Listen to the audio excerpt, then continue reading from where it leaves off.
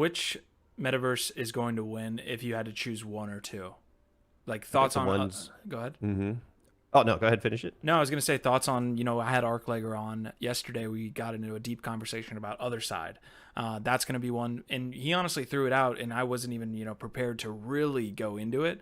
But he talked about it being one of like the flagship games that's going to carry the NFT gaming scene. And I didn't look at it like that.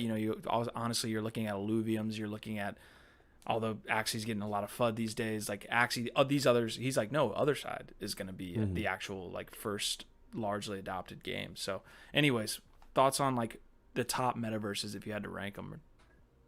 I think the ones, Unreal 5 is just blowing my mind. A free engine that you could download right now. You could go and create a game right now. Like come up with some ideas over lunch and then go back to the engine and start creating that game.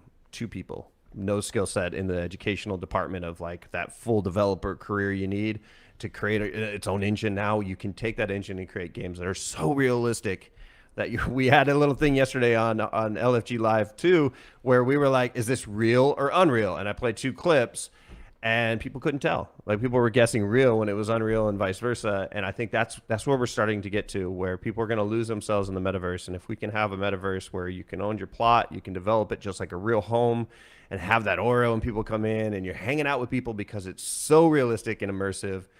That to me, I think when we get a Star Atlas looking kind of AAA metaverse that is done well, I think that one's going to really pull some people in and lose themselves, just like World of Warcraft did for people when that first came around.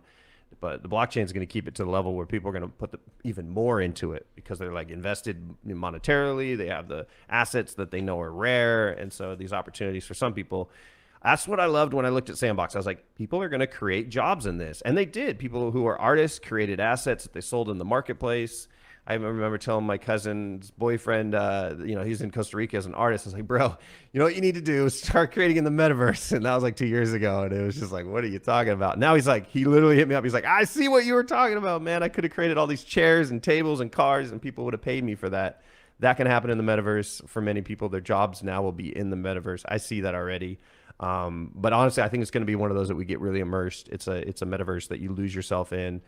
But it's dealer's choice, man. I think it's one of those like, do you like retro? Well, there's World Wide Web metaverse right now, a top-down view like you're playing your Nintendo. And do you like animated? Well, there's Axie, and there's going to be a whole Pokemon style like that. And then if it's more of just a free-for-all world, I think there'll be some of those as well. But honestly, man, I think the ones that pulled me in and I lose myself in it. And my avatar is like so realistic too. And people feel like they actually were hanging out with you to a degree in real life because they hung out with you in that metaverse with that avatar that looks so much like you.